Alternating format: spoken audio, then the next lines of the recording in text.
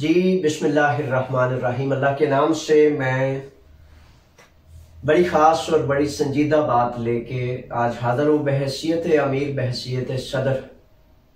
चूँकि 2002 से पहली दफ़ा जब मैं इलेक्शन में मुझे यूनान में बसने वाली पाकिस्तानी कौम बज़िद होकर लाई, तो 2005 में फिर अल्लाह ताला ने फजल करम किया और फिर मुझे आपने यूनान में रहने वाले हज़ारों लोगों ने अपना अमीर, अपना सदर, अपना जो है वो बड़ा मुकर्रर किया। बड़ा हसास नुक्ता ये है कि इस हवाले से फिर मुझे छोटे छोटे मसाइल से लेकर बड़े बड़े मसाइल तक तमाम सुनने होते हैं। बहैसियत सदर ये मेरी जिम्मेदारी भी है और मैं आज दिल की गहराई से जो बात आपको, अपनी कौम को, मर्दो ज़न को, खासतौर पर वालिदैन को गुजारिश करना चाहता हूँ, नौजवानों को, उनको जो शादी करना चाहते हैं उनके हवाले से, ये मेरी एक राय है बहैसियत अमीर, बहैसियत सदर, बहैसियत बड़ा। क्योंकि जब भी कोई मामलात ऐसे होते हैं तो फिर उनकी जब बहुत कठिन कैफियत पैदा हो जाती है ना, तो फिर मेरे पास वो मसला आ जाता है। यानी कि पिछले दिनों हमारे एक बहुत ही करीबी साथी, उनका एक मसला आया। बड़े अल्हम्दुलिल्लाह काम है, कारोबार है, दौलत है, माल है, गाड़ियां हैं, सब कुछ है, लेकिन मसला ये आया कि 2 साल 3 साल कबल शादी हुई और फिर शादी के बाद हमारी वो बेटी, हमारी वो बहू यूनान नहीं आ सकी, जिसकी वजह से दोनों खानदानों में ये एक बहुत चकलश बन गई कि नहीं भाई, हमने इकट्ठे नहीं रहना। तो ये एक मसला नहीं, ये एक 100 मसला भी नहीं, बहुत ही कसीर तादाद में ये मसाइल है। अब जैसे कि आजकल हमारे कई नौजवान बच्चे गए हैं पाकिस्तान, शादी कर रहे हैं, अल्लाह ताला उनको उनकी शादियां मुबारक करे, लेकिन वो यूनान में रहने वाले पिछले 11-12 साल से अपनी फैमिली को यहां नहीं ला सकते, जिसकी वजह से अब जब शादी होती है तो दूल्हा दुल्हन खुश होते हैं, एक दूसरे के लिए बड़ी खैर के और बड़ी कुशादगी के मामलात, बड़ी आश उम्मीद के मामलात एक दूसरे को वो ट्रांसफर करते हैं। तो वो मर्द जो होता है, दूल्हा साहब जो होते हैं, वो तो कहते हैं जनाब इंशाल्लाह बड़ी जल्दी मैं आपको बुला लूंगा, और हकीकतन शादी मर्द और औरत करते इसलिए ताकि वो जोड़ी इकट्ठी रहे। लेकिन जब वो बड़ी बुलंद और बाला बातें करके, वादे करके वो मर्द बेचारा इधर आ जाता है, तो फिर वो लड़की तन्हा रह जाती है और फिर आश और उम्मीद पर वो देखती रहती है कि कब मुझे बुलाया जाएगा। बड़ी माजरत से बहैसियत अमीर, बहैसियत सदर, अगर मैं ये दर्द महसूस ना करता तो मैं आपकी खिदमत में ये पेश ना करता।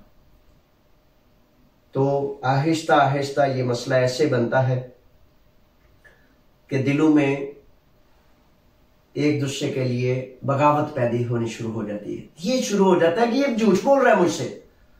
आपने, वो औरत कहती है कि 100 दफा आपने मुझे कहा है कि आप मुझे लेके जाएंगे, जल्दी लेके जाएंगे, आप मुझसे झूठ बोल रहे हैं, मुझे धोखा देते हैं, मुझे चीट करते हैं। तो वो मर्द बेचारा,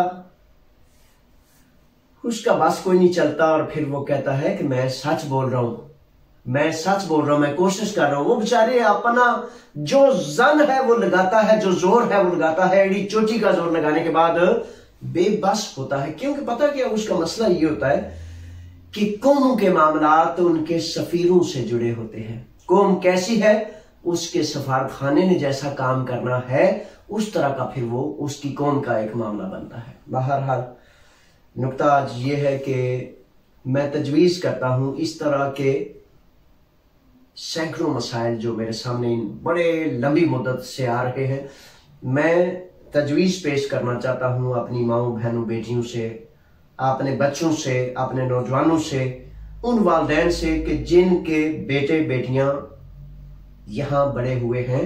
वो कोशिश करें कि दीनदार घरानों में यहां एक दूसरे से शादियां करें। यहां मैं रिकमेंड करता हूं, मैं नसीहत करता हूं कि यहां यूनान में एक दूसरे से शादी करें, दीनदार घराना देखें। आप अपनी हर ख्वाहिश का पूरा ख्याल करें, ध्यान करें, लेकिन यहां शादी करें ताकि हमारी वो बेटी, हमारा वो बेटा जो है यहाँ एक दूसरे के करीब रह सके, ना कि वो कल को 2-4 माह गुजरे और फिर एक दूसरे को लान तान करने के चक्कर में पड़ जाए। वो लड़की लड़के को झूठा कह रही हो, लड़का लड़की को कह रहा हो, और फिर आपस में खुदा न हंसता 2 खानदान 2 कुनबे एक दूसरे को बुरा भला कहने के रास्ते पर ना चले जाए। इसलिए इसमें शर्म नहीं।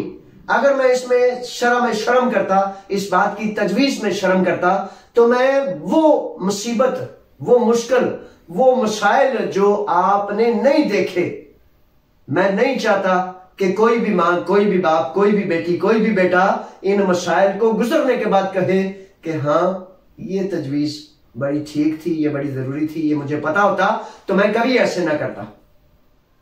तो यकीन करें ये बड़े दर्द से, बड़े कर्ब से, बड़ी मुद्दत से ये मैं बात चाह रहा था, लेकिन अब हद से ये दर्द बढ़ गया और इसकी वजह से मैंने कहा कि मैं पब्लिक आमा के सामने अपनी ये तजवीज रखूं, पाकिस्तानी कौम के सामने अपनी ये तजवीज रखूं कि 40-50 हजार पाकिस्तानी यहाँ रहते हैं, बेटियां भी हमारी हैं, बेटे भी हमारे हैं। अल्लाह और अल्लाह के रसूल के हुक्म के मुताबिक हमने जायज, पाकी और पाकीज़गी के साथ दीनदार और शरा के मुताबिक निकाह करने हैं। तो उस निकाह में, उस शरा में, उसमें शर्म हजाब नहीं होना चाहिए। अगर इसमें वो कहते हैं झिझक हो जाएगी, तो फिर वही मसाइल के पाकिस्तान में शादी कर रहा है बेटी की या बेटे की, तो फिर माँ भी अफसुर्दा, बाप भी अफसुर्दा, बेटी भी अफसुर्दा, बेटा भी अफसुर्दा, और फिर बिल आखिर कब तक वो बेटी या बेटा ऐसे ही बेचारे सूली पे लटके रहेंगे, कैसे वो मुसीबत पे लटके रहेंगे। एक दिन आएगा वो कहेगा कि मैं, ये मुझसे बर्दाश्त नहीं होता, मेरी शादी यहां करें। आप यकीन करें हमारे बहुत ज्यादा करीबी बड़े अजीज साथी हैं, तो वो आप यहां जो है वो शादी कर रहे हैं, बड़े सारे लोग शादी कर रहे हैं। कल मुझे एक हमारे काबिल इज्जत इमाम साहब है, तो उन्होंने कहा जावेद साहब यहाँ एक बच्चा है तो उसने शादी करनी है। यहां शादियां करें, यहां कोशिश करें ताकि बच्चे बच्चियां हमारे दूल्हे दुल्हने खुशी के बाद खुशी से जुड़े रहें, ना कि खुशी मिले और उसके बाद 1-2 माह बाद खुशी ऐसे जुदा हो कि चेहरे पर मुस्कुराहट ही ना आए। ये कोई माँ बाप गवारा नहीं करता और मैं भी गवारा नहीं करता। इसलिए मैं तजवीज करता हूं और दुआ करता हूं कि मालिक हमारे बच्चों की, हमारी कौम की, छोटे बड़ों की जो खुशियों में बंधते हैं, जो बेटे बेटियां हमारी, उनकी खुशियों को परवरदिगार 4 चांद लगा और उनकी खुशियों को मजबूत और कायम और दायम फरमा।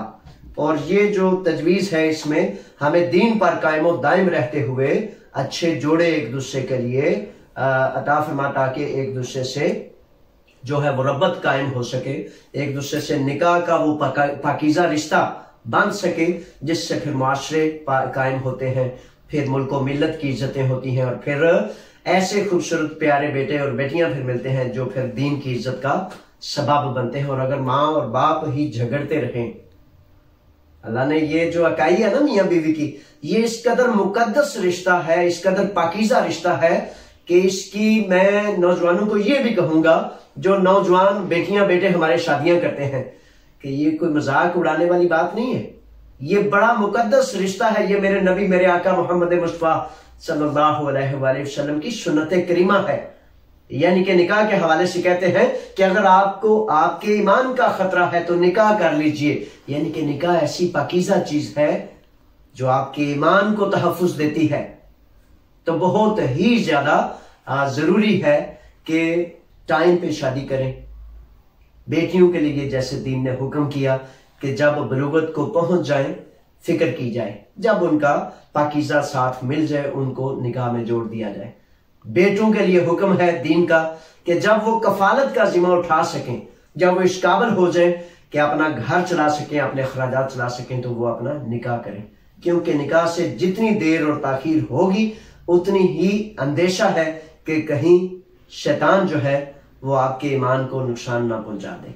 तो फिर एक दफा बड़ी मोतबाना गुजारिश से, बड़ी दिल की गहराई से, बड़े दर्द से ये बात नसीहत करता हूं कि चूंकि फैमिलियां आ नहीं सकती, तो बिगाड़ से बचने के लिए अच्छे नेक पाकीज़ा बेटियां और बेटे जहां उनका मामला देखें जोड़ मिलता है, उनकी शादियां यहां यूनान में करें ताकि उनकी खुशियां दायमी हों और ये बात दरमियान में ना आ सके कि तुमने मुझसे झूठ बोला, तुमने मुझे धोखा दिया, तुम झूठे हो या तुम चीट करते रहे मुझे। मैं ये नहीं चाहता। इसलिए अल्लाह आपको, मुझे, हम सबको दीन से जुड़ा रखे और पूरा ईमान और कुव्वत से अपने बेटों की खुशियों के लिए जो जायज़ रास्ते हैं उन पे कोई झिझक नहीं, उन पे कोई शर्म नहीं।